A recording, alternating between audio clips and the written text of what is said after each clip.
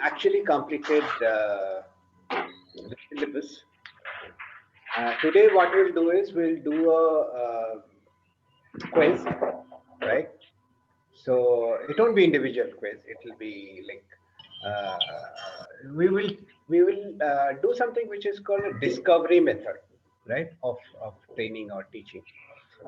What happens is in discovery method, we'll have a quiz, and depending on the answers, you discuss that particular point or that subject, right? So that's called a discovery method. You discover something new about that particular topic, all right? So we will have a quiz, and that will cover the entire course, entire syllabus, and we will have some true or false questions. We will have some multiple choice questions, and it will come on your screen, and you will be using your mobile to answer, and the percentages of answer for each choice will appear, and then we'll see what the correct answer is and have a little discussion on that, and then move on to the next question, right? Okay, so but before we do that, let's hear what has been the learnings from the previous class. Some of you were there in the previous class. Yeah, must be. All Yes, right. sir. Yeah. Okay. Any learnings from the previous class which you remember? Amreen, let's hear you. You have not spoken for quite some time now. Amreen Khan. Yes, sir. Yeah. In the previous class, we were discussing about. Hang on, hang on. Let me just mute all, and then you can unmute yourself and then speak. Yeah, Shall I speak Amreen. now? Yeah. Yeah. So we were talking about cognitive methods of training, and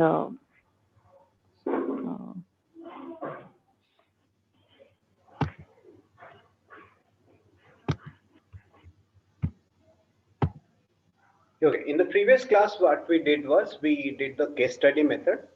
We did a small case study on Maxim. We also did on-the-job training and programmed instruction, right? Yeah, these are the three which we did. So now go ahead. What did we learn about these three topics?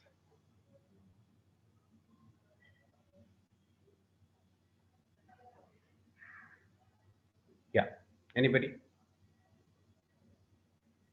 So we learned about MOOCs, massive Yeah. open online courses, Right. and that is part of programmed instruction. Yeah. And sir, in the Maxine case, we also talk about like how a case study should be done and how it will impact. And therein there were certain findings regarding the case that we discussed, that Yeah. Maxine should have walk an extra mile and taken the consideration of all the stakeholders, and she could have asked, she could have she could have asked the sales team that what is the other problems and so on, and basis that she could have designed the training program. So that was the learning of the case that we discussed last time. So that was and we talk about the programmed instruction and the characteristics of that, and the uses of it, and how is it going to be useful for us nowadays. This all we discussed in last session. Right. Okay. Thank you, Priyanka. Thank you so much. Thank you, sir. Yeah. Anybody else? So for program instructions, we understood like how a new subject matter is presented to the learners in a graded and sequence and controlled steps. Right. So the learner would take the individual time and would understand at the own speed and would comprehend, and then go ahead module wise each step. Right. That was the program instructions. Yeah. We also discussed about how these modules are prepared, right? Although Right. you and I won't be doing it, but we should know how it is prepared, right?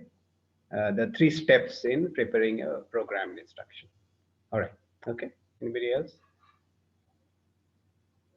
What about you, Vidyut Gautam? You want to say something?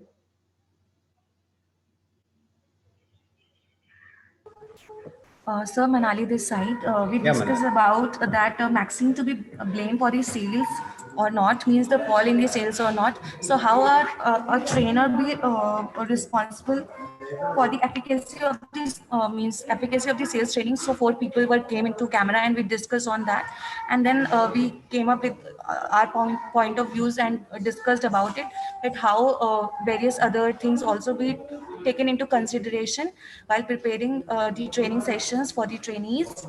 And we also discuss about the demonstration method, in which we discuss about the values of demonstration and uses of demonstration method.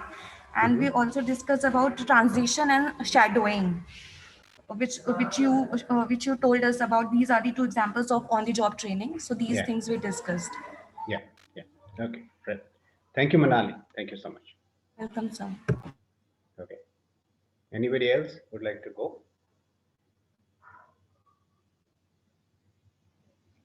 All right.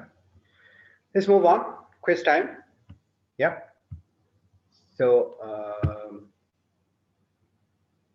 you need to use your phone or your laptop to access this quiz. You have done it before, so you're familiar. So all that you need to do is hang on.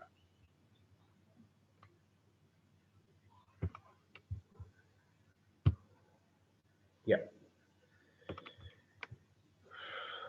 So first we'll start off with true or false questions. Uh, all you need to do is you go to your browser and write down pollev.com, which is there on top of your screen. pollev.com/Ajay Sahu 452.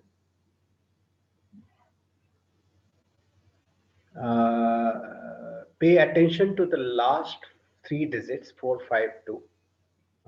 If you get that wrong, then you will go to some other Pollev slide. All right. Okay. You started. Lecture is best used to present information. True or false? So how do I know that you have answered? What I would suggest is once you have answered it, please type OK, yeah, on the chat box. So I know that you have answered. So we have 23 people. If I get at least 15 OKs, then we move to the next.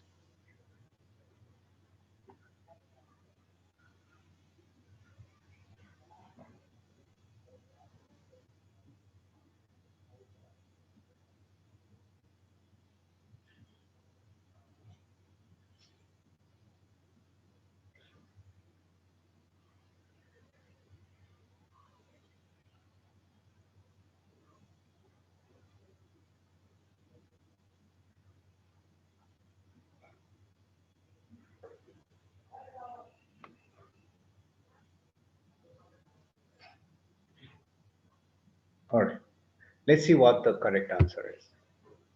Correct answer is this is true. A lecture is best used to present information, right? So those who thought it's false, any reason why you thought it is false?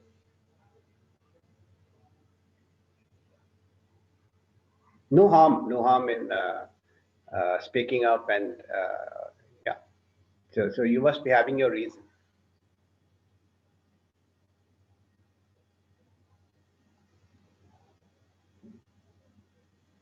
Yeah. All right.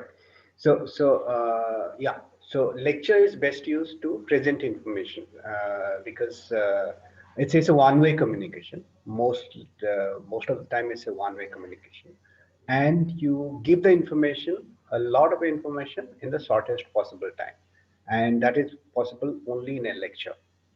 Else, in all other methods, it takes longer, and the information which is shared will be chunk size, not a lot of information which can be shared in any other way. All right. So, yeah.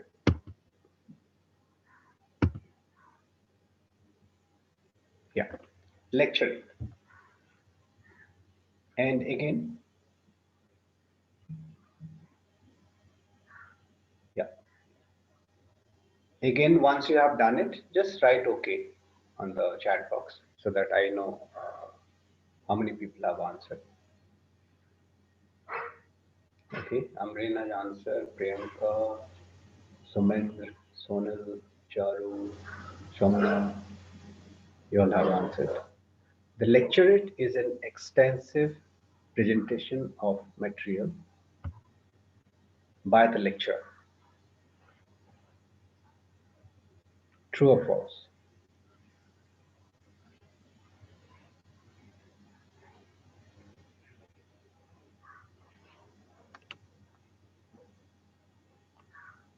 Okay.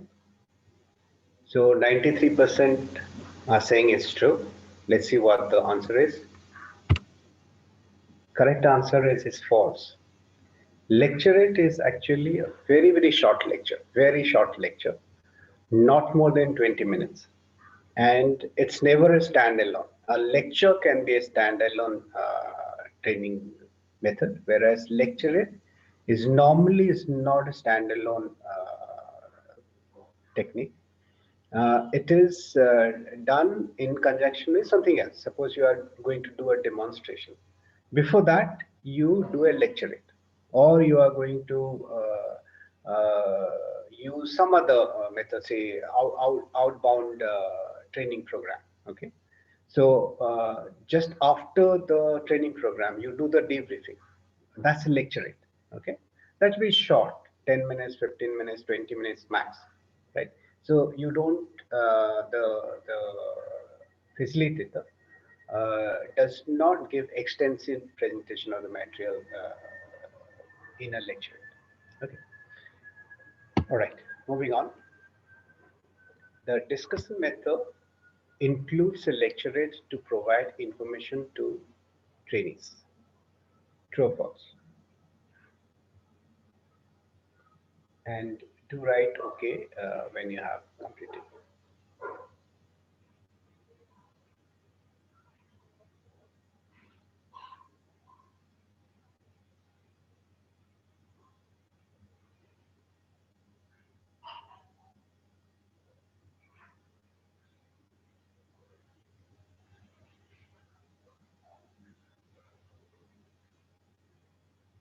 All right, it's 100% true. Let's see. You're correct. You're 100% correct. Okay, all right. All right. Okay, moving on. All right. One way to encourage trainees to respond is to ask them to write out an answer. Is it true or false?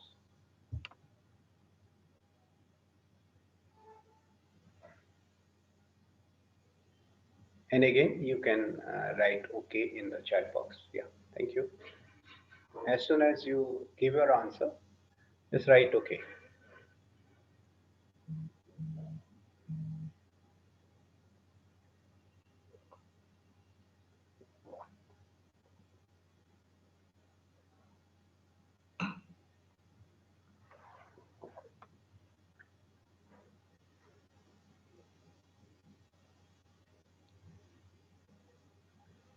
All right.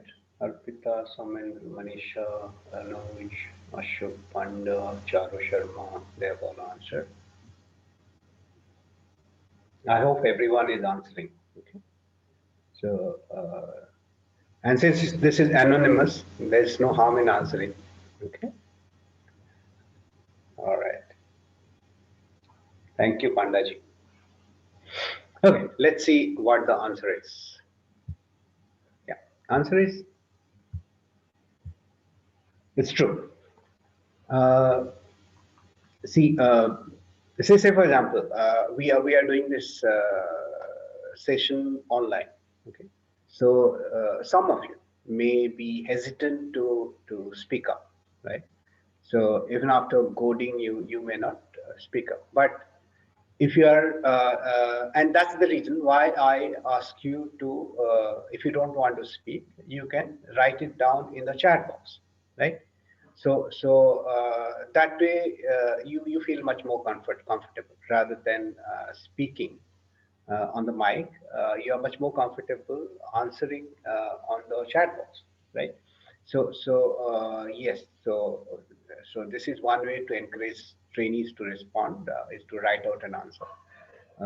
If it is online, then on the chat box. If it is face to face, they can write it down on the notebook, and the lecturer can actually move around the class and have a peek at what people have written, right? So that way there is some interaction, right? Okay. All right. Let's move to the next question. If you decided to use a case, the easiest way to obtain one is to develop it from scratch. True or false? Okay. And please do write okay on the chat box. Yes. Priyanka, both the Priyankas have answered. Anush has answered. Sonal, Manali, Pradeep. Okay. Somind, Amreen. Good. Go ahead. Keep answering.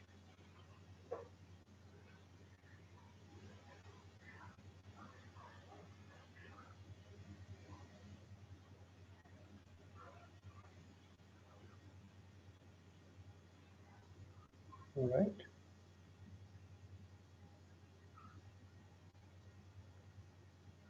So true is moving up to 67%, 69%. False is at 31%. Okay. Suma has answered. Charu, Ranjita, Soumya. Right. Okay. Good. Let's see what the answer is. Yeah. Answer is false. Why do you think it is false? Sir, I think it is false because if like last session only you gave a case, so that was much easier to comprehend that case. In case if I need to develop, then from scratch developing, I think it will be more tedious process, Yeah. and I think that would be a little difficult also, because if Right. I may not be that expert in interfering the information, or Yeah. Yeah. so then it may be, it might not leave the impact which it is supposed to leave. So I think that is why it is difficult to develop it from the scratch. Exactly. So it's a to actually write a case. It's an art. It's not an art. It's a skill which you have to acquire. And there are certificates and courses where you can get certified as a case writer. So not everybody can actually develop a case, right? So it's easier to pick a case off the shelf, or it may be available on online, and you can use it, right? So there are case writers. There are case writers whose job is to write cases, right? Like in I am Ahmedabad. They have a separate section actually. There's a department which actually develop the cases, and case studies are used in IIM Ahmedabad very extensively. Similarly, IMA, All India Management Association, they actually have a professor whose job is to develop cases, right? So developing a case and writing a case from scratch is not easy. So yes, the easiest way to obtain one is to get it from another source, right? Unless you have developed that skill yourself. So this is a question of uh, buy or grow. So if milk is available at say 67 rupees a liter, why buy a cow and have it at home, right? So also that's why HBR. Also that's why HBR is in existence. Yeah. Right. Good. You Okay. mentioned Moving that on. there's a course, right, for writing I'm sorry. cases. Sorry. So you mentioned there's a course for writing cases. So mostly I see only business case writing or legal case writing. Like for communication skill trainers, is there some course where we can learn how to write cases for teaching I communication? think you can get in touch with IMA. I think they offer a very short course on case writing. So you can get in touch with All India Management Association, and you can also get in touch with. I mean, go to the IM Ahmedabad site. I'm sure there would be a MDP, Management Development program on case writing itself. Maybe a couple of days or a week's course. So have a look at them. I'm sure you'll be able to find. And also, I think if you go to Coursera or any such MOOCs, you can find case writing certification also there. All right. Does that answer your question? Yes, sir. Thank you. Okay. Okay. Yeah. Please go So ahead. I just had a question in my mind. Mhm. The thing is that if you call something a case study method, Mhm. doesn't it imply that you are trying to learn from something that has already happened? Yeah. Like a case that has already Exactly. happened. Exactly. Okay. Okay, that's fine then. That's the reason I wrote false, because yes, as trainers you do write cases, but we would, our first go to idea would be for a case which has already happened, so we take our learnings from that and try to present it as what are our takeaways from that case. Or I In fact, the hope case study method does not lay a lot of emphasis on the right or wrong, right? A yeah. case would have many solutions, right? Hmm, So hmm, which solution the participant is preferring hmm, is immaterial. But how does one go about analyzing the case?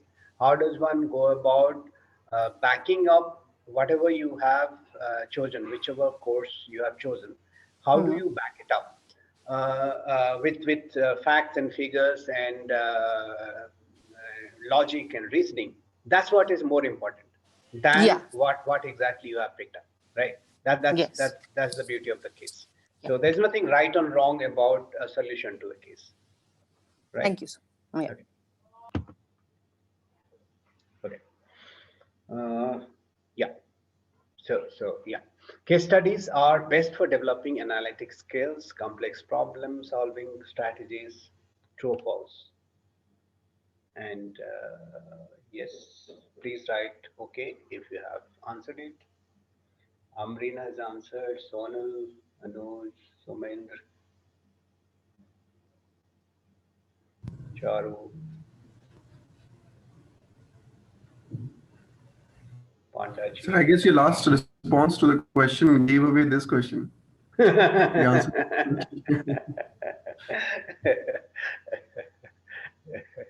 No, I don't want to keep anything secret from you guys.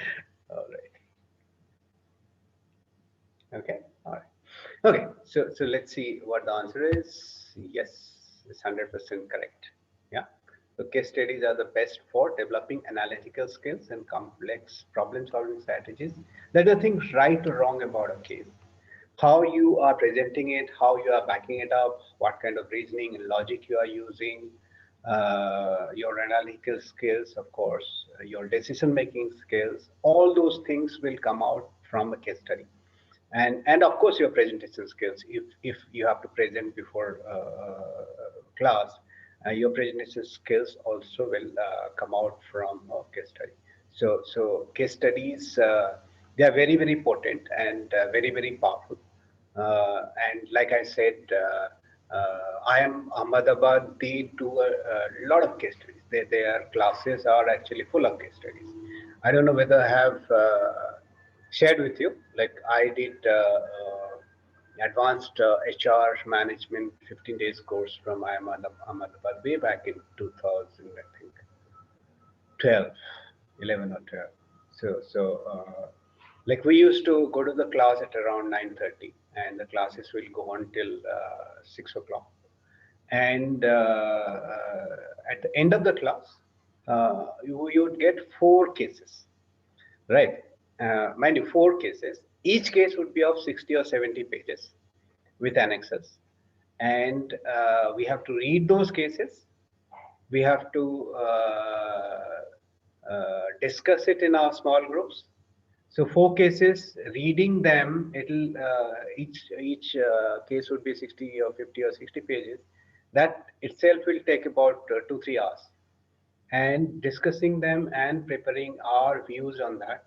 We would actually work till 2 or 3 o'clock at night, and the next morning 9:30 the classes will start. So the best part was IIM Ahmedabad, their libraries, they remain open 24/7, 365. So that was the only saving grace. But 15 days was like hell. So and unless you actually have gone through the cases, you won't know what's happening in the class, because the entire class, all the 4 periods would be on those 4 cases. And if you don't know the cases inside out, you would just be blank. You won't be able to participate. You won't be able to comprehend. You won't be able to contribute. Nothing. You won't be able to do anything at all. So I actually don't envy the IMA, the normal, the full-time students. Like we did it for 15 days. They do it for 2 years at a stretch. Hats off to them. All right. Okay. Moving on. Yeah. Okay. So next question is, role rotation in a role play is where participants take on the role which is opposite to what they believe in. Is it true or false?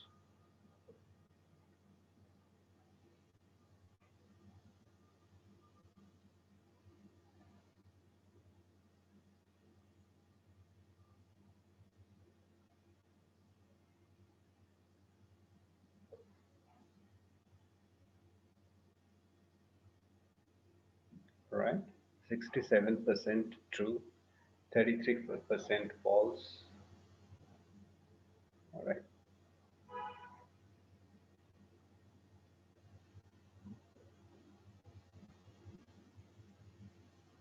Okay.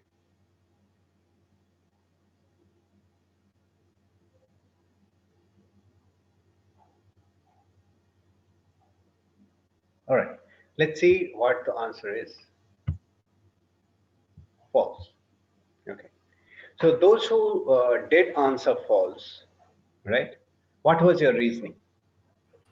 Sir, the reasoning behind, like the name suggests, role rotation. For an example, in a role play, like you and me are doing a role play. So Yeah. I will take a sales situation wherein I am a customer and you are a banker. So Yeah. role rotation means first you will explain this to me. So now in role rotation, next time I'll be the banker and you will be the customer. So this is Yeah. what the understanding is. Role rotation means both has to play the both the roles. Like let's Yeah. say Yeah. in this example, banker, you also have to play the role of a banker, and second time you will play the role of a customer. So both of the participant would get a chance to play both the roles. So I think that is the role rotation basically. Yes. Yes. Yes. Very good. Very well explained. Thank you. Thank you so very much. Right. Okay. That's what role rotation means. Okay. Moving on. OJT is often the training method of choice for small business. OJT is on the job training. Okay. 40, 33, 71. Yeah.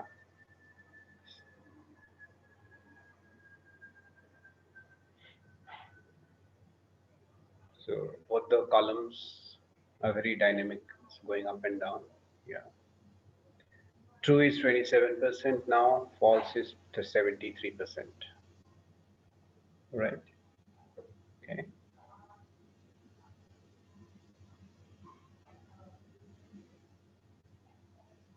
I hope all of you are trying to answer.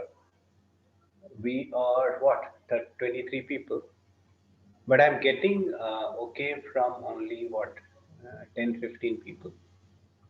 I hope everyone is trying out. See, unless you try out, and it's anonymous, so there is no harm in trying out. Okay, yeah, when you try out, at least you read the question and think through what could be the answer. There is no harm. Yeah, let's see what the correct answer is.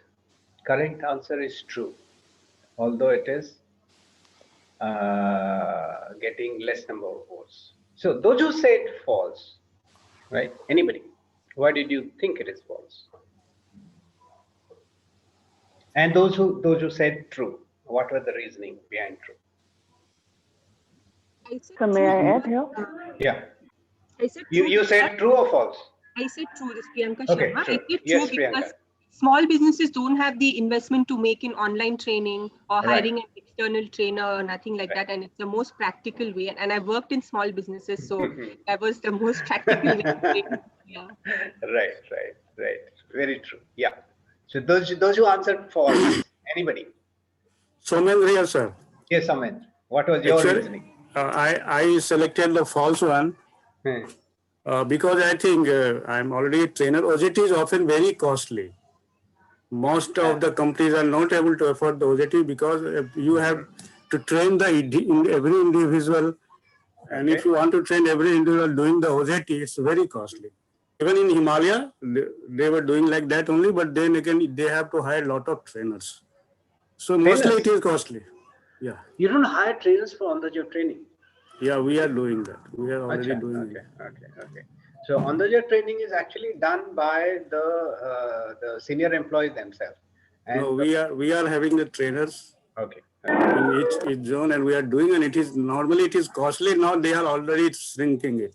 They are Okay. thinking it is very costly. So it's a real situation in my company. Okay. All right. So, but I think Himalaya is a very big company, so the scenario there will be a little different because they have a lot of employees, and if they Yeah, train every employee on OGT, it is going to Yeah. be costly for them. Wherein True, if true. it is a small business, there will not be a dedicated training team or maybe trainers available. So OGT Yeah. is more economical for them. And you Uh, just have to put the trainee on the field or at work, right? So the person actually learns from on the job while he or she is watching somebody else doing it, and he or she will be doing the stuff with her own hands also, right? So that's how the training learning takes place. Right. Yeah. Somebody was saying something. I wanted to say, so I am still unable to comprehend. So does it conclude that the big business would not go in for the OGT? No, it does not. It does not. In fact, But I it's a good learning. I mean, on the job you are doing it, so all your mistakes would be corrected yeah, then and there. yeah. No, even big businesses they do have on the job training in the sense. I started my career with NTPC as a management trainee, and we had 1 year training period. They used to take first class graduates and MBAs for this particular management training position. And there would be say 6 months classroom training and 6 months on the job, and during the on the job the trainees would actually go around 2 or 3 different plants, and in the plant they would be rotated to various departments to learn the process, the business, right? So a lot of learning happens there rather than in the classroom. And the structure, the design of the program was such that the classroom and on the job training would be alternate. So you have maybe 3 months of classroom training, then you go for 2 or 3 months of on the job, then you again come back to the classroom, so that whatever you have learned on the job, you try and test it out with the theories or the concepts which you learn in the class. So that way, both Both will actually help you to learn much faster and become more productive at the shortest possible time. All right. But sir, I have seen in many BPOs, big companies like Yeah. Google, or if you say WNS or many other companies, Mhm. they practice on the job, and but they are not small business; they are big They're business. big. They're big businesses. In fact, what is internship? Like when you take an intern, right, from the Hmm. campus, Hmm. and finally you may go to hire that person. The person is actually groomed on the job, right? So that's more or less all the internships are on the job training, and they actually handle the real stuff. It's not something which is given to the person which is not useful to the company. They do real work while in the internship is on, right? Okay, So that, moving on to the sorry. I would like to Go say something. I would like to say something. Mr. Panda, is it? Yeah, right. Panda ji, boli. Actually, what I'm trying to tell is, like, for example, you are doing your MBBS, you are in the Yeah. final year, and then you become an intern for, maybe for 6 months. Yeah. There, absolutely, in the on-the-job training is absolutely required. Otherwise, you will not know how to operate the patient. Yeah, So yeah. operation. So there, OGT is a must. Is a OGT is a must. must. Yeah. So what In I'm fact, most of the jobs, like if you need to, I mean, unless you are just somebody who even if it is you are just an editor of a newspaper or a sub editor or anything, you need to know what happens on the job, right? And if the job involves something like carpentry or right. automation work, then you have no other choice No but other choice. to learn on the job, right? You Absolutely. cannot. How do I teach you how to change a bulb, electric bulb, Correct. right? If I give you a 2 hour lecture Hmm. on how to change a bulb, still you may fumble. But Right. if I just get up on a chair and take out the fuse bulb and plugged in the new bulb, Absolutely. then you do it yourself. Right. The learning happens in 2 minutes. That's it. Right. Okay. Yeah, on the job training is very, very important. All right, moving on. What happened?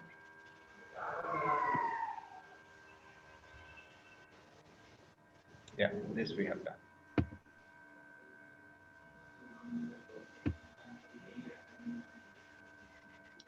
Okay, these are like multiple choice questions. So you have to pick one of the 5, A, B, C, D, E. So you have to read the question as well as the answers and answer. For both static and dynamic visuals, the rule of the thumb for adequate trainee viewing is what? Suppose you are showing a video or a picture on your screen. What should be the, it's a rule of thumb. It's nothing scientific, but the ease of viewing, whether it is online training or it is classroom training.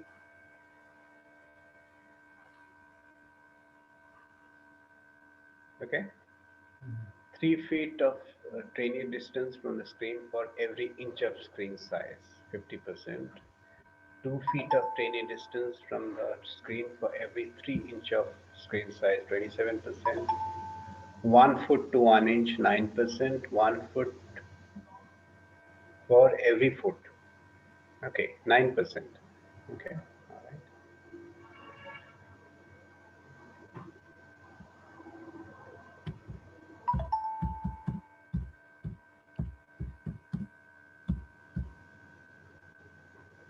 And do write okay while you have done it.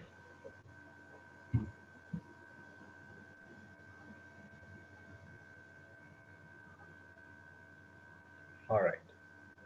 Let's see what the answer is. The correct answer is the one which none of you have ticked is D, right? So do remember this rule of thumb. It's just a rule of thumb, right? So 1 foot of training distance from the screen for every inch of screen size. This actually does not apply for online training, because online training, if the trainee is too far away, then she won't be able to see anything, right?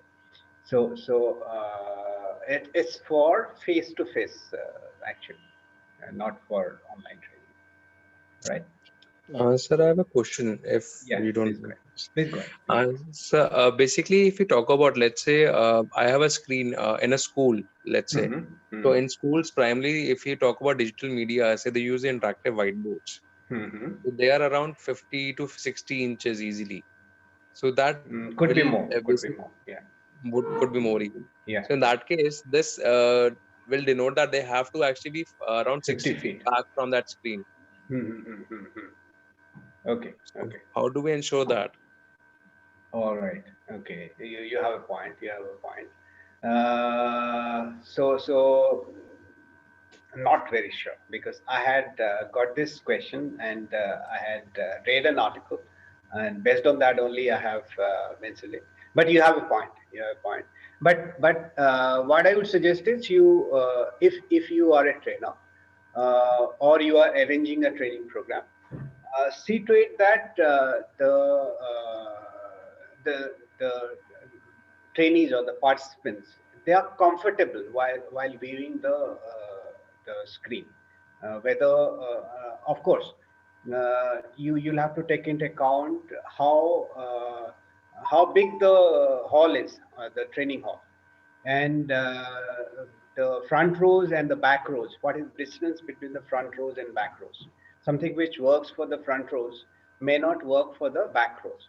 So basically, you will have to take the distance from somewhere in the middle, rather than either front or back, so that you can gaze as to what would be a comfortable distance, right?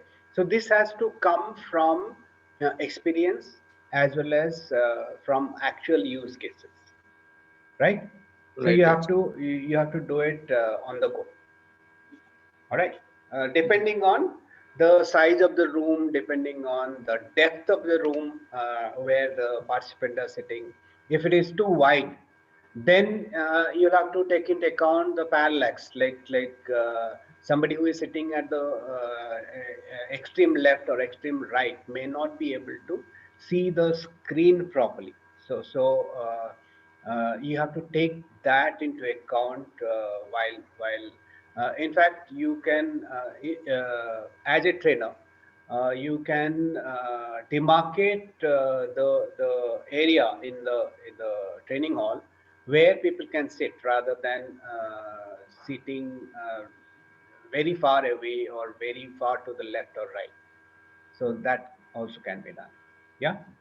Right, Okay. right, sir. Yeah. Sure. Okay. Next. Which of the following is not an example of static media? Which of the following is not an example of static media? Printed material. Please, you have to Achha, sorry. answer. Sorry.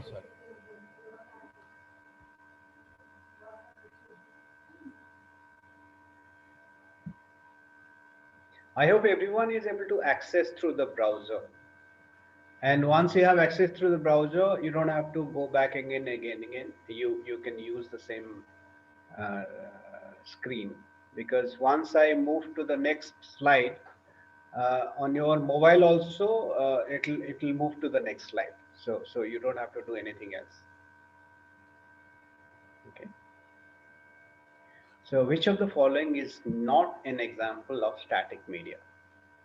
Video tapes has got 42% votes, overhead transparency 8%, printed material 25%, all the above got 25%.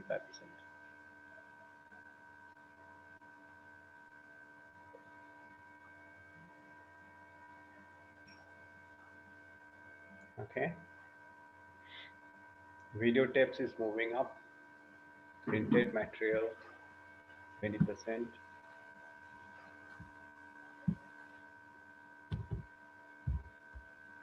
Okay.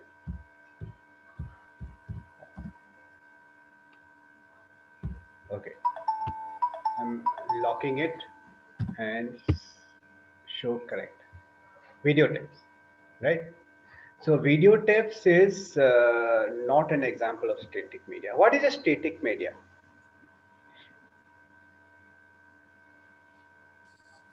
Pictures that don't move, or you know, Yeah.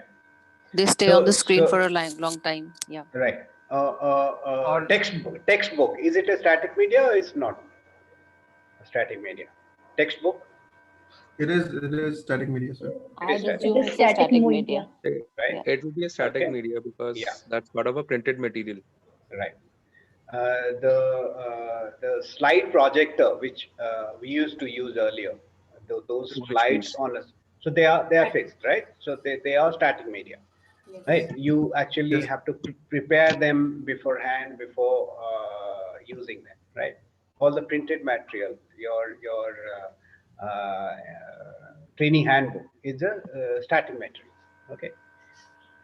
All right. But again, videotape is not, right? It's moving, right? So And you, yeah. Go ahead. is videotape a dynamic media? Yes, it's dynamic media. No, it's not a static Right. media. Right. It's not a static media. Definitely, it's not a static, so it would fall in the dynamic Yeah, media. yeah. Okay. All right. Next, which of the following training method is most appropriate when both knowledge and skill are learning objectives? Both knowledge and skill are learning objectives. So which of these methods you will use?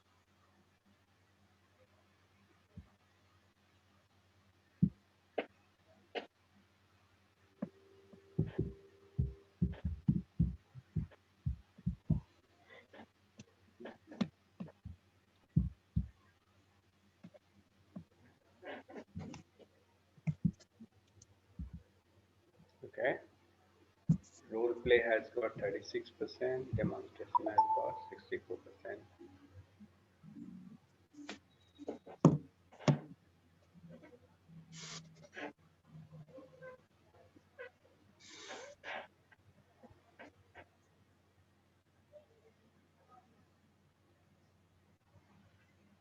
All right.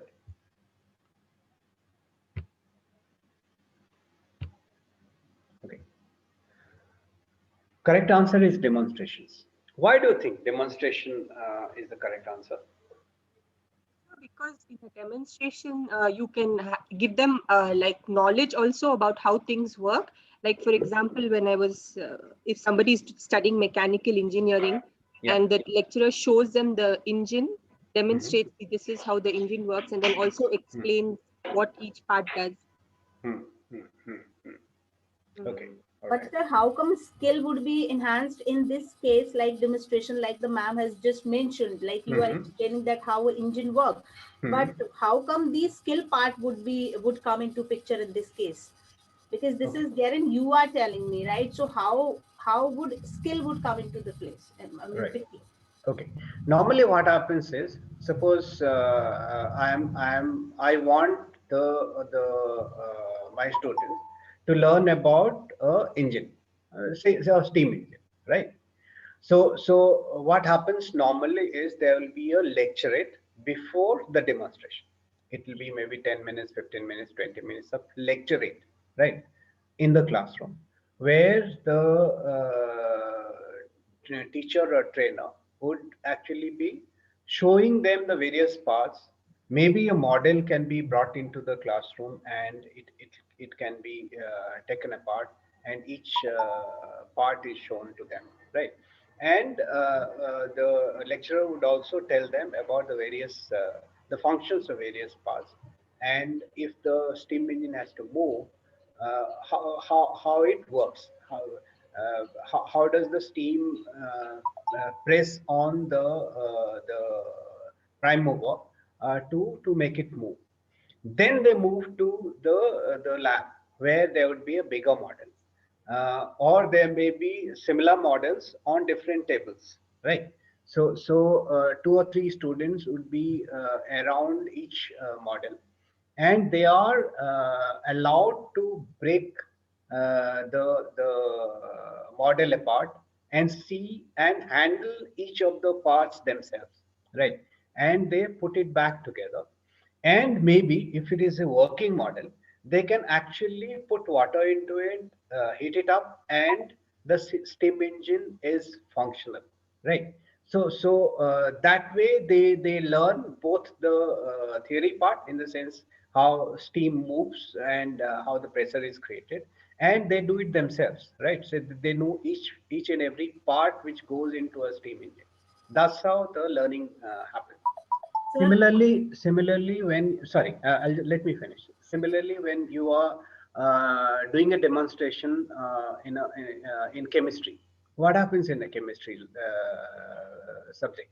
You have a lecture on the particular subject. Then the teacher actually tells you how it works and how the salts are.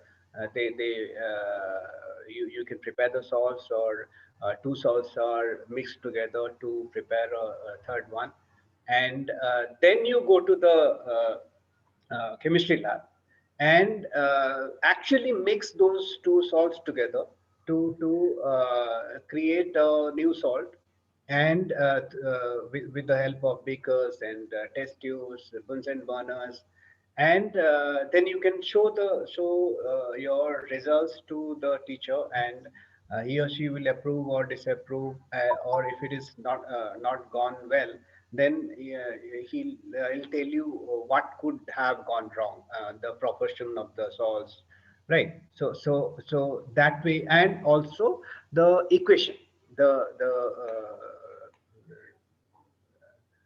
equation in chemistry, you can actually prove those equations on in the lab, and the lab is actually followed again by a small lecturate, maybe 10, 15 minutes, 20 minutes, where the teacher would take up the results which each team or each student has achieved, and tell the class as to what has gone right or what has gone wrong, and how to master the art of mixing the salts in the right proportion. Yeah, right. Go ahead. Somebody was asking a question. yes, sir. So my question is that yes, for technical and hard skill it is okay, but could you please also give an example, like when I want to impart some kind of soft skills, and how would this help into enhancing knowledge? Why I got it now, how it would help in enhancing this the skill part when we talk about some soft skills then. Okay. Uh, you suppose pick any soft skill, say communication, right? Communication is soft skill. So you give a small lecturate, or even a big lecture on communication skills, and the non-verbal communication, verbal communication, written communications, how to make speeches or how to make presentations, right? So though the concepts are given to the students, then what you can do is you give them say a small piece, maybe small piece of dialogue, and they can memorize it, and they speak in front. They come into the this one. One person who is actually an expert, say you bring in an expert debater from the school or college, and let that person give a demo of how that speech is to be given, right? Or you can actually if not a live model, you can bring in a you can show a video as a demonstration. Say Mark Antony's speech in Julius Caesar, right? That's supposed to be one of the greatest speeches ever made by an orator, Yes, right? sir. So you show that, and let the student come to the stage and try and imitate or take a cue from the speech which they have seen, and speak to the class. You can actually videotape it and play it back to the class to find out, to discuss as to where the person has done excellent and where the speech can improve, right? So that way, even soft skills also can be the demonstration can be used for soft skills as well. Does that answer your question? Okay, thank you, sir. All right, thank you. Okay, moving on. Which of the following is a strength of on-the-job training? Which of the following is a strength of on-the-job training?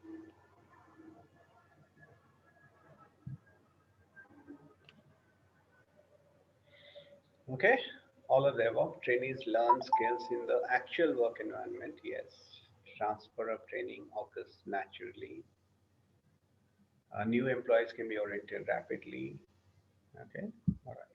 90% says all the above. 10% say none of the above. Okay, all right.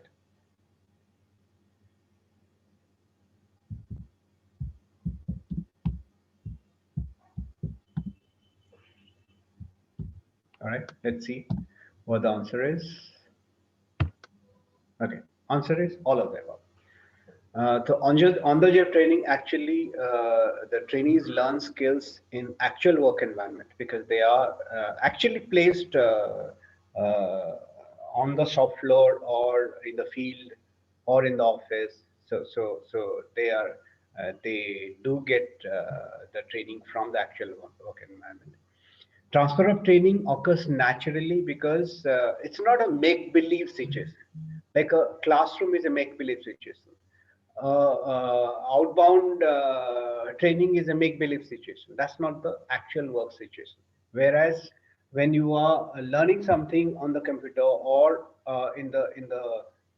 when you are learning to drive, you are driving the car itself, or you are learning to say run a machine. So you are learning on the shop floor itself and touching the machine and touching the various wheels and dials, right? So it occurs naturally. Third is new employees can be oriented rapidly. I had given you the example of changing an electric bulb. So something which you can do in 2 minutes. In any other method, you may be spending 2 hours, still not be able to get the training or learning across, right? So all of the above is correct. Okay. All right.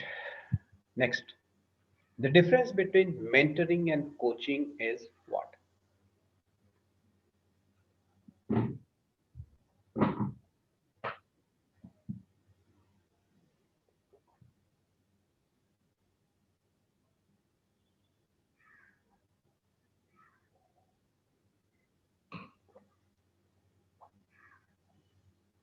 Okay, B and D. Mentoring is more effective, coaching is more effective. They focus on different aspects of the job. Mentoring has always been a more formalized process. Okay, all right. So the opinion is divided between C, D, and E. Nobody is sticking her neck out for A and B, whether mentoring is more effective or coaching is more effective. All right.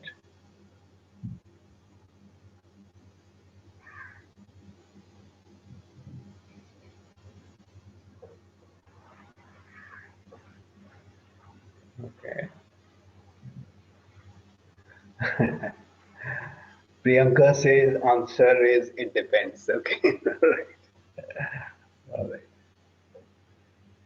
So Priyanka, if you are to pick one of the five, which one did you pick? I picked C because it depends on what is the need of the employee. Like if the employee is just needing some like a boost because they have low confidence, then mentoring is better. But coaching would be more where. So your answer should be C. Yeah, Right? I answered C only. Okay. All right. Let's see. Let's see. Okay. Let me lock it and show the correct answer. Correct answer is C. The focus on mentoring and coaching are actually different, right? So what is the focus of coaching, and what is the focus of mentoring? So in mentoring, the mentor will try to, impart skills and inspire the participant. Wherein in coaching, the coach will first train the participant and will also help him and drive him to achieve his goals. Okay. So if I ask you, past, present, and future. Okay. So what will be the focus of coaching and what will be the focus of mentoring in terms Coach of is like past, present, Coach will future? help in coaching achieving would the be goals. life. Coach will be. Coaching is life. Coaching is what? Sorry. I said coaching is life. Coaching is live. At Live, present, live. At mentoring present. would be Okay. Okay. achieve a Yeah. particular goal in Yeah. the Yeah. coming Yeah. time. Mentoring is future focused, whereas coaching is present focused. Okay. So that's the basic difference, the focus of different aspects of the job. So if you want somebody to, suppose you are on the lookout for a head of department, or you are on the lookout for a CEO, right? A coaching will not do.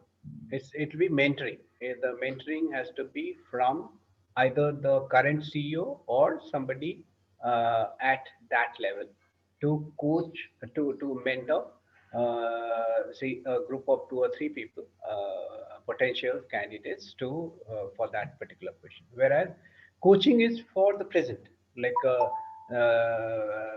batting coach or a bowling coach or a fielding coach, right? So it's for the present and for developing skills, which will be used at present, right? In the present job kind of stuff. All right. Okay. The difference between coaching and traditional on-the-job training is what? Coaching and traditional on-the-job training is what?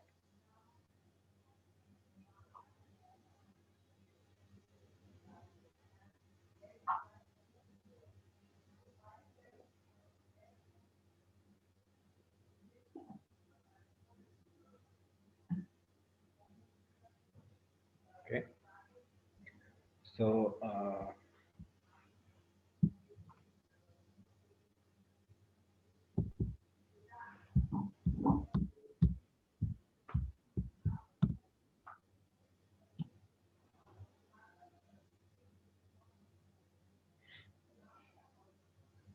okay.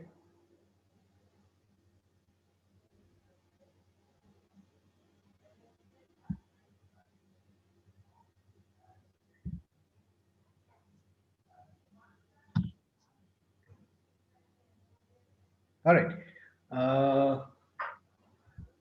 I was actually very curious to know how E got 46%, highest choices. Very, very curious to know.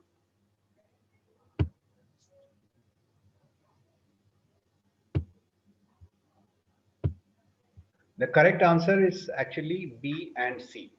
That is, in coaching, the relationship must be more collaborative. It's not a directive learning, and coaching is more of an ongoing process.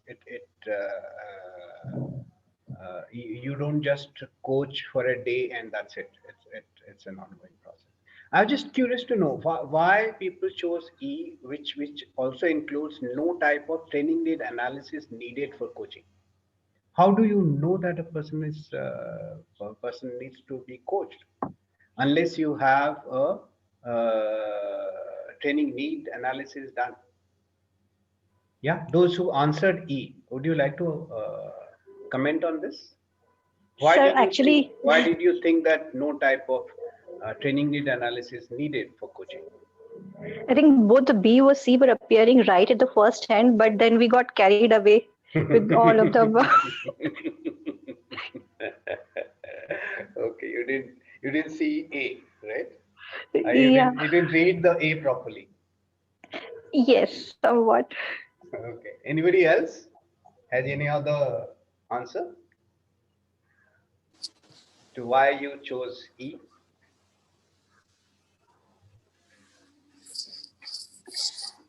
No, nothing to be ashamed of. Sir, I'll tell you why I went with E is because coaching essentially is like when you are on one to one, so you are expected to pass on whatever you know to the other person, thinking that he is taking or she is taking the same position. So here TNA would be whatever the coach knows.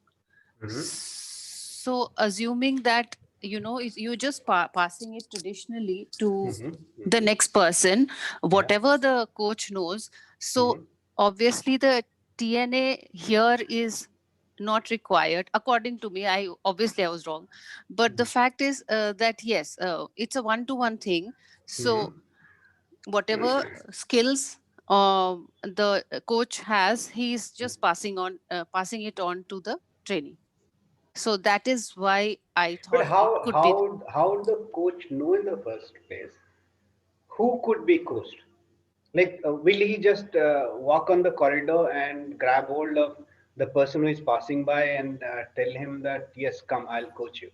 It No, won't happen, no? That way. basically any new joining employee or somebody who's taking up a new assignment, and he has no idea about it. So that is what I went by. Okay. See, not everyone is coachable. We must be very clear in our mind that not everyone is coachable. Because if you look at the option B, in coaching, the relation must be very collaborative, right? Like coaching is like a handshake. You cannot shake hands with somebody who has a closed fist. Can you? So that person has to open up his hand for you to be able to shake hands with him. If he is having a closed fist, you can't do it. And there are people who actually resist coaching. They feel that they know everything. And it's not only the experienced people who have this feeling. Even freshers may have this feeling that they know everything. They don't need to be coached, right? So in that case, coaching will not work. It won't be a success, right? So both the coach and the coachee need to meet halfway. Else, a coaching relationship will not work. It will fall flat, right? Does that make sense? Yes or Yes. no? Yes. Right. Okay. Right. Okay. Moving on. DAS is the process of providing one-to-one guidance and instruction to improve knowledge, skills, work, and performance of the training.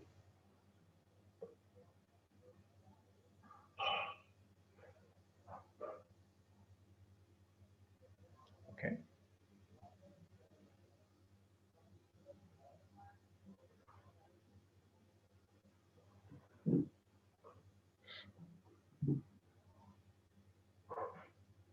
Okay. Till now, coaching has got 100%, tutoring 9%.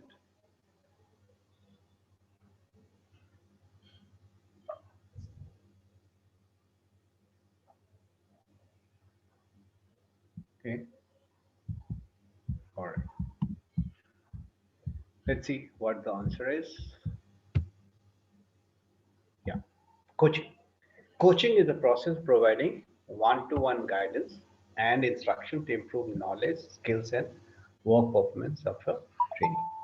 Okay. So why tutoring is not? Tutoring is basically what?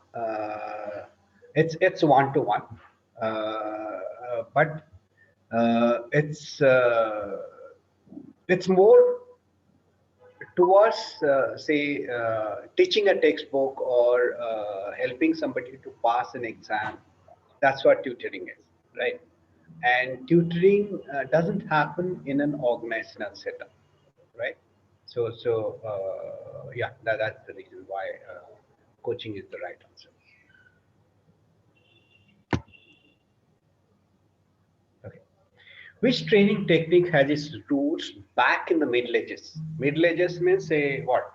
17th century, 18th century.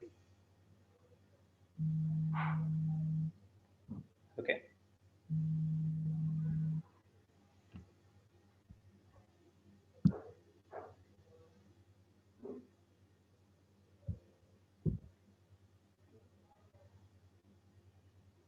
Okay. So coaching also is coming up to 33%.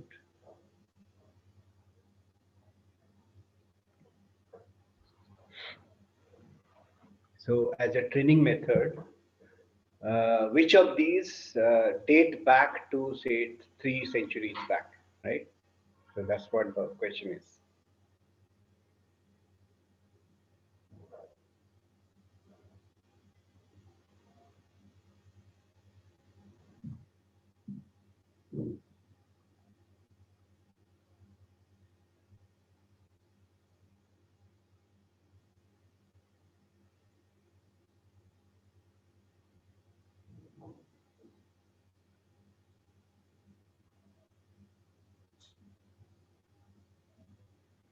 Okay, let's see the answer.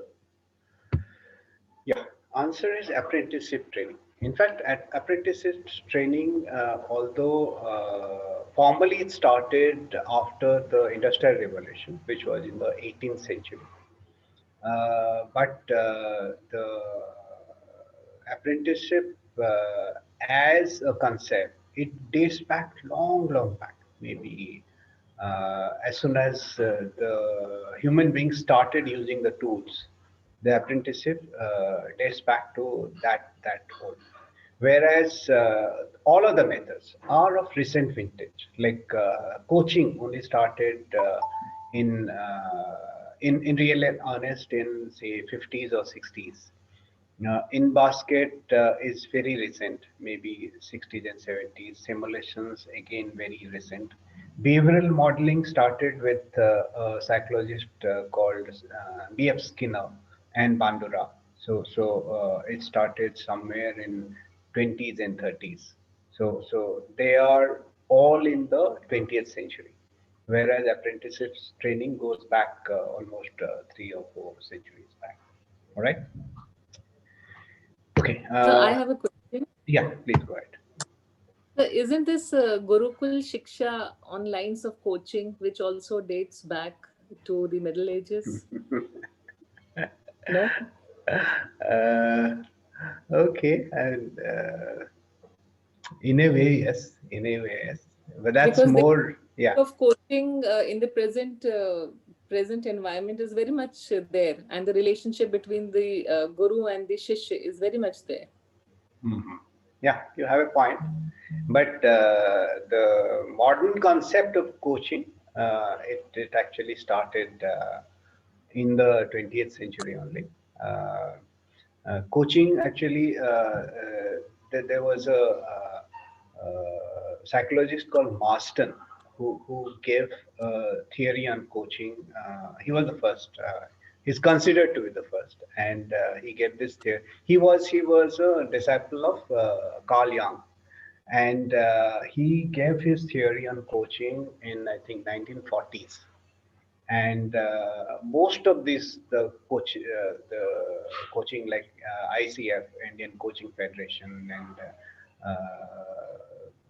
who else, Marshall Goldsmith, all those people, they trace their coaching practice to him, to his theory.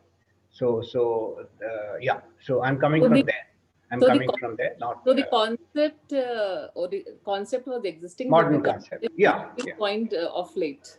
yeah, yeah, yeah, Right. yeah. Thank you. Right. And if you think, and I think if we relate coaching to Gurukul, concept, that dates back to like thousands, Yeah. thousands Yeah. of years, I and know. it will still not fit in the fact. Yeah, yeah. Middle Ages also. It doesn't date back to only Middle Ages. It dates back to 4,000 years back, right? Exactly. And apprenticeship actually started during the Industrial Revolution in England and France. And before that, there were guilds, right? So apprenticeship actually started with the guilds, the various guilds who actually took on apprentices to teach their trade. Okay. Yeah. Okay. So, Yeah. Go so ahead. I would think that even in the Gurukul, the children were expected to live with the guru Yeah. and do odd jobs and Yeah. learn stuff for them. So Yeah. that also can be called apprenticeship, because you are learning, you're living with the person, and you're learning every little nitty gritty. Because of the absence of a formalized education system, because that was at that time the formalized education system, as one can Sure. put it. Sure. So it can be called a mix of both. That's what I think. Apprenticeship as well as Yeah. Yeah. you know But if you get this question, coaching. Yes. if you get this question, what started in the Middle Ages, then the Yeah. answer should be Yes. apprenticeship. Yes. Yeah. Right. Yeah. Right. With the Okay. Industrial Revolution. Okay. So the acronym JIT, as on the job training technique, stands for what? JIT.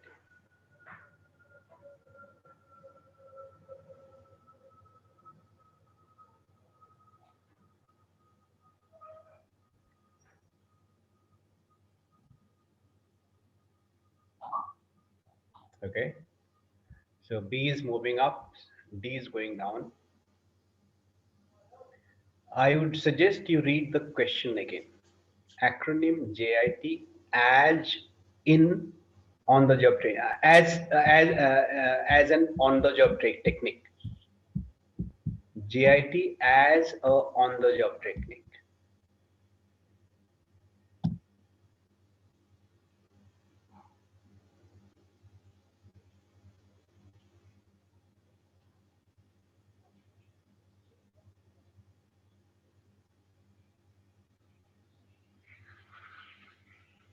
Okay.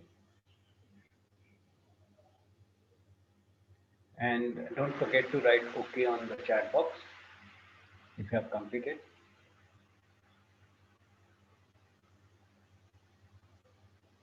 All right. So let's see what the correct answer is. Yeah, correct answer is job instruction technique. JIT is actually just in time when you are talking about quality or delivery or your inventory management. In that, JIT is just in time. But if we are talking about on the job technique, so it is job instruction technique. What is job instruction technique? Anybody would like to comment? What is job instruction technique?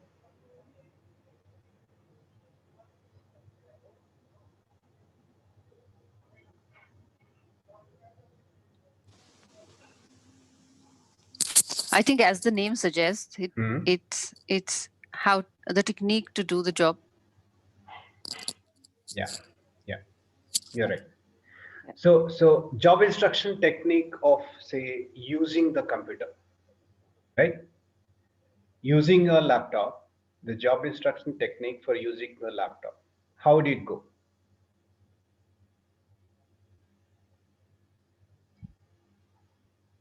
It would have, say, 1, 2, 3, 4 steps, isn't it? What would Yes, be it's like it would be like a manual. Yeah. No, I asked a specific question. How to use a computer? You write the job instruction technique. What would come in the first step? How to start the computer, I guess. Yeah, certainly. Like plug it in. See that there is current. Okay. So once you plug it in, then you switch on the button, the on off button, right? Then you, if the password is needed, fill in the password, right? So these are all job instruction technique, 1, 2, 3, 4, right? Sometimes the customer care would get a call from the customer that my computer is not working, right? Do you know what the first question they ask? is your computer hooked on to a power plug, whether the switch is on, right? Many a time what happens is the customer has forgotten actually to plug in the computer and trying to start, it won't start, right? Okay, so that's job instruction technique, JIT. All right. Okay. The most frequently used training method, especially in smaller businesses, is what?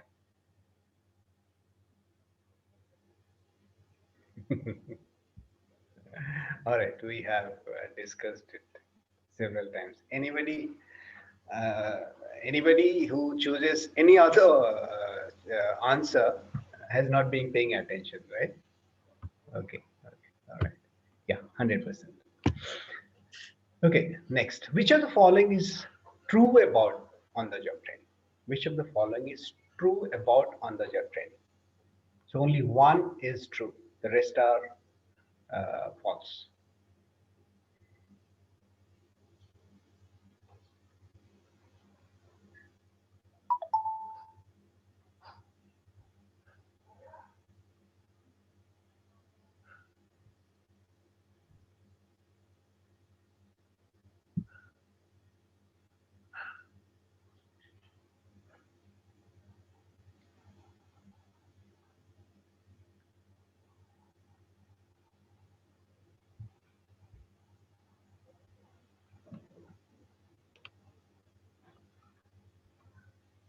Yeah. So don't forget to write OK in our chat box.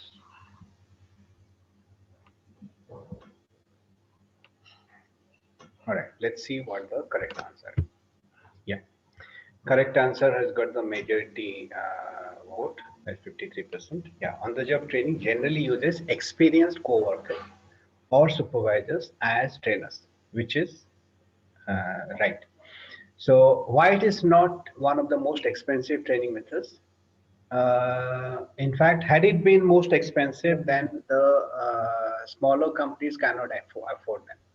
And since the smaller companies, they prefer on-the-job training because they can't afford the trainers, they can't afford to send out their workers from the workplace elsewhere and lose the productivity.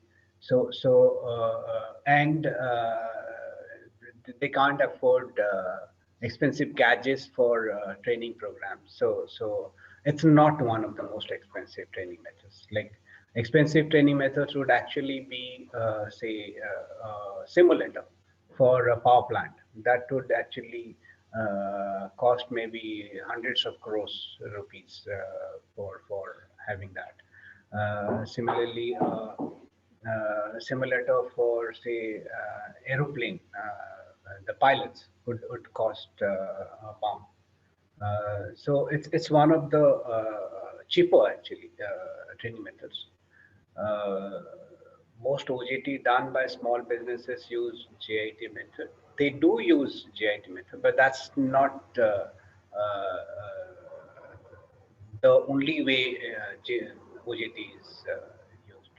Some organizations may not have a JIT actually and JIT is required only when you want to teach somebody the method for starting a particular process or how to use a machine, but it may not be true for other stuff. Okay, so let's see. Okay, So I have a question. yeah, please go ahead. So JIT, is it similar to SOPs, like training SOPs and all? See, see, SOP is, yeah, it can be step by step, but JIT is much more stringent. SOP, it actually gives certain steps which it need not be taken in that sequence. Say, for example, if my SOP is that whenever I go out of the home and when I come back, I have to sanitize myself, right? So I have to inhale steam, I have to gargle, I have to take out my clothes and wash them, I have to wash my hands.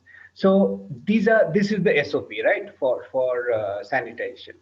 I can do these in any sequence, right? I can immediately after coming back I can gargle or I can take a steam, right?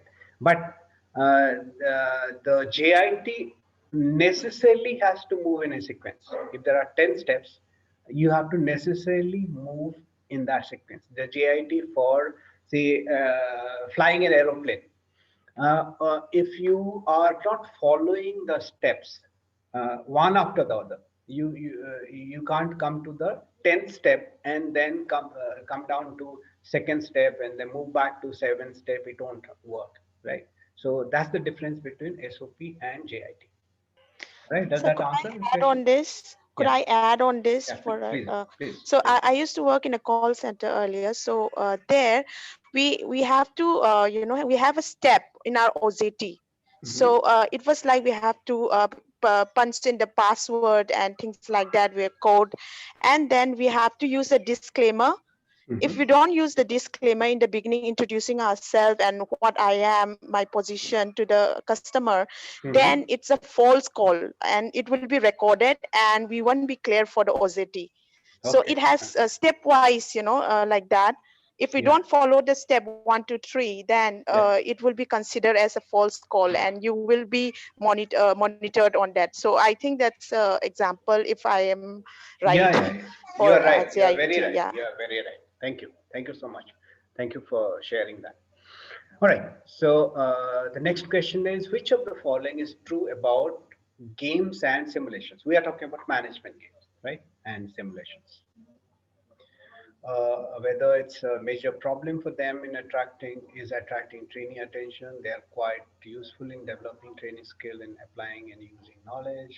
They're quite good at teaching facts and procedures. Uh, yeah, their greatest weakness is in helping provide cognitive organization.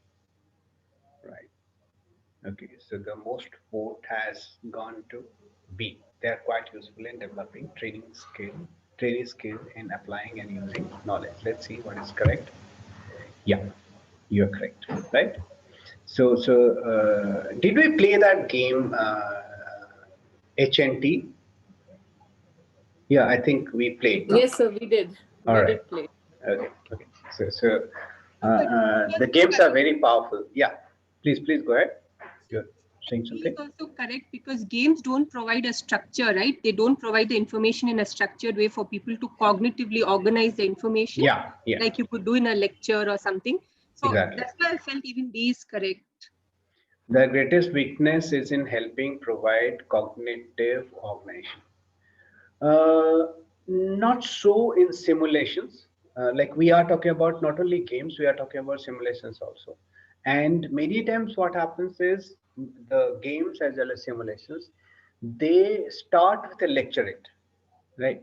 So it's not that people go into a game or a simulation on a clean slate.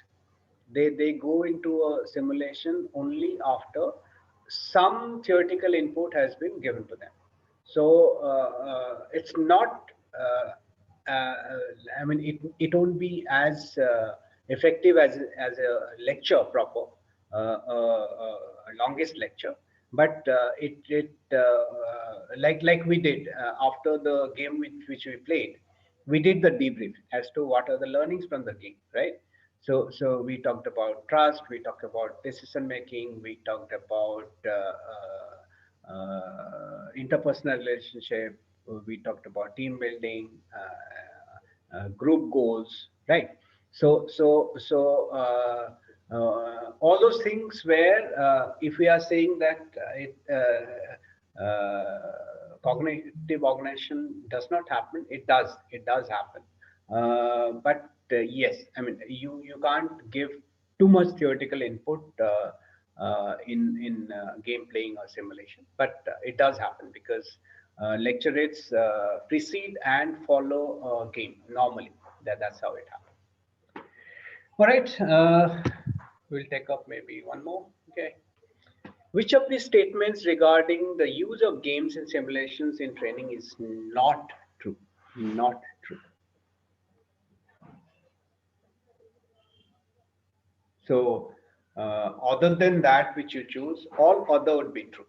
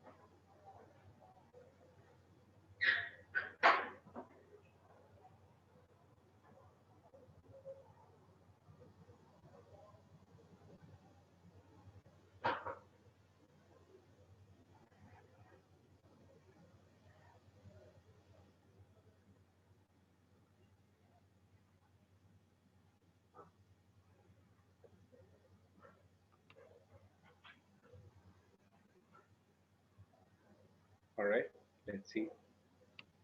I'm locking and let's see what is correct. Yes. So in general, the games are the most expensive. Uh, between which of these statements regarding the use of games and simulations in training is not true. So games are not very expensive. In fact, games are one of the cheaper ones. Role play are the least expensive, not necessarily. Like if you are getting, say a model to do the role play, the model can actually cost you some amount. Both games and simulations may require some background knowledge is correct. Both games and simulations allow trainees to practice skills in a safe environment. That again is correct. Yeah. All right. So, okay. So what we'll do is, yeah. So we have come to the end of the quiz. Uh, we shall meet again in the next week. That will be our last session. So since it's the last session, we have already covered the entire syllabus. So we would review the syllabus next week. In fact, I was requesting the diploma coordinator of Delhi chapter, if we could have this particular session, the last session, somewhere towards the end of, in January, maybe 7 to 10 days before your exams. But I was told that we should complete all the 7 sessions at a go.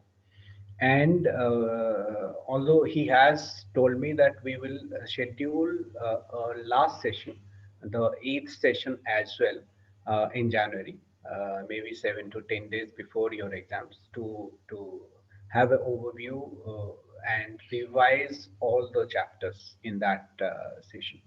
So that's a good thing, which we will do.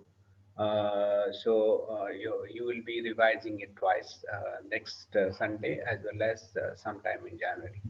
Okay, right, guys. Thank you for joining in, and uh, we will see you next Sunday. Thank you, sir. Thank you, Thank you, sir. sir. All right. Yeah, good day. Thank you. Thank you so much, sir. Thank you, sir.